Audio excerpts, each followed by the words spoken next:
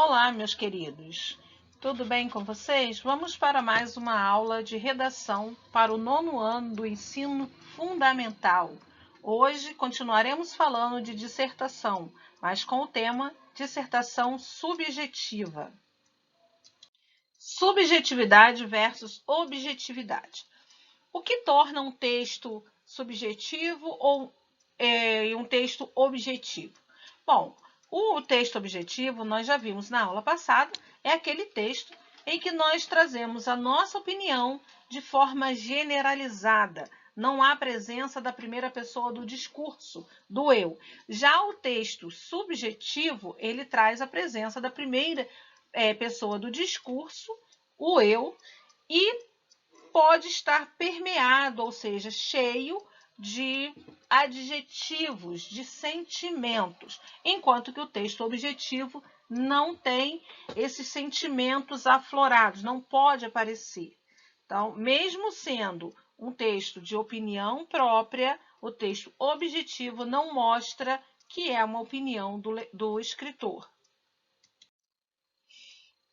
Aí está. A dissertação objetiva. O autor não se identifica com o leitor, né, já que os argumentos são expostos de forma impessoal. Confere ao texto um ar de imparcialidade, embora se saiba que é a visão do autor que está sendo discutida. Então, mas mesmo assim não pode aparecer, tem que ser imparcial. Esse procedimento faz o leitor aceitar com mais facilidade as ideias expostas no texto. E o texto objetivo tem a intenção de persuadir. Veja aí um exemplo. Na prática, a sociedade deve mostrar-se capaz de assumir novos hábitos e de projetar um tipo de desenvolvimento que cultive o cuidado com os equilíbrios ecológicos e funcione dentro dos limites impostos pela natureza. Nós temos aí um fragmento de um texto objetivo, de uma dissertação objetiva. Vamos ver agora a dissertação subjetiva, o que ela é. O texto dissertativo subjetivo, o autor, quando vai produzi-lo, ele se mostra por meio da primeira pessoa do singular, que evidencia uma opinião pessoal. Lembrando que a dissertação objetiva também é uma opinião pessoal, porém o autor não se mostra. Aqui no subjetivo, ele já se mostra, traz a sua opinião, tenta convencer, mas se mostra. Vamos ver aí um fragmento de um texto subjetivo. Na verdade, fica difícil imaginar a vida profissional sem o computador, seus recursos de memória e arquivo, a capacidade de fazer correções, eliminar ou acrescentar palavras e parágrafos. É também irritante, sobretudo com os programas cada vez mais avançados que bolam para os usuários. Não sei qual foi o gênio que programou os dias da semana, segunda, terça, quarta, etc., com maiúscula.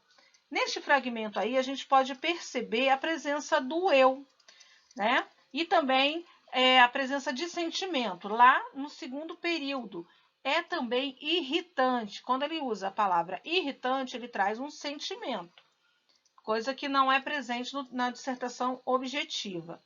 No terceiro período, já diz assim, não sei qual foi o gênio. Então, aí, o verbo está conjugado na primeira pessoa do singular. Eu sei, eu não sei. Então, assim a gente consegue determinar se a dissertação é subjetiva ou não. Todas as dissertações, sejam elas subjetivas ou objetivas, nós vamos ter a conclusão. E o que é a conclusão? A conclusão, ela corresponde ao último parágrafo do texto e é único, não existe conclusão com mais de um parágrafo. Ela deve ser sucinta, né, ou seja, resumida, porém não pode destoar, ou seja, não pode ser menor ou maior do que os outros parágrafos, deve estar ali na simetria, ou seja, os parágrafos devem ser simétricos. O que é isso? com a mesma quantidade de linha, variando muito pouco. Deve ter mais ou menos o mesmo tamanho. Então, algo em torno de 5 linhas, o que eu sempre falo com vocês. 3 parágrafos de 5 linhas, eu tenho 15 linhas. Então, nós temos aí introdução, desenvolvimento e conclusão.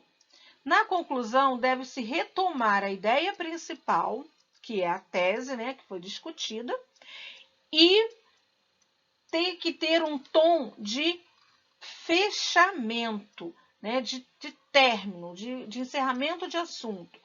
Então, para que não haja dúvida, né, do que foi falado, de qual foi o posicionamento que foi tomado ao longo do texto, nós temos que retomar essa ideia principal com um tom de fechamento.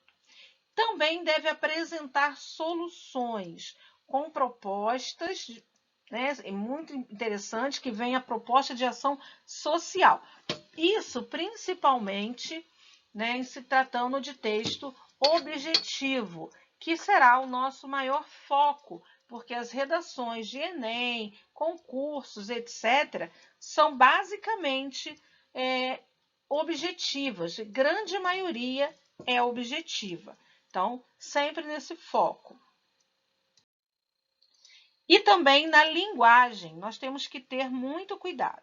A linguagem empregada tem que ser direta, impessoal e objetiva.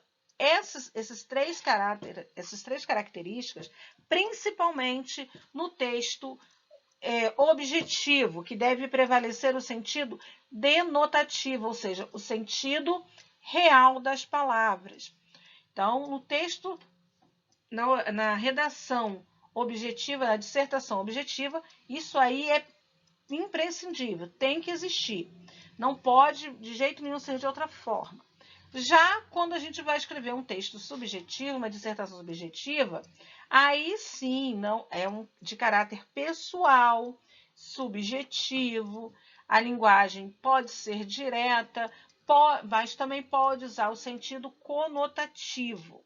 As palavras podem ter a ordem indireta, mas sempre aconselho vocês a usarem a ordem direta das orações. Já já a gente vai ver o que é isso. Tem que ter, tanto no texto dissertativo objetivo quanto no subjetivo, coerência de ideias, mesmo que a gente use a conotação para falar. As expressões, principalmente, importante, essencial, fundamental, imprescindível, muito, mais, maior, menor, pior, demais, melhor, devem ser evitadas. São expressões gastas, que não são muito bem-vindas na nossa dissertação objetiva. Bom, para quem aí estava se perguntando o que é a ordem direta, o que é a ordem indireta, aí está para vocês relembrarem. A ordem direta de uma oração é sujeito, verbo, complemento. A ordem indireta eu desaconselho, porque se a gente faz uma oração extensa, vocês podem se perder no meio do caminho e ficar incoerente o texto. Mas a ordem indireta ela é da seguinte forma, pode ser da seguinte forma: complemento mais sujeito mais verbo. Complemento mais verbo mais sujeito. Verbo, complemento, sujeito. É uma troca de posição aí dos termos da oração. Vamos ver isso na prática. Olha aí a ordem direta, o exemplo. Sujeito, verbo e complemento. Acompanhe pelas cores aí que vocês vão se localizar direitinho onde estão. 3 carros novos bateram na estrada. 3 carros novos, sujeito. Bateram o verbo, na estrada é o complemento.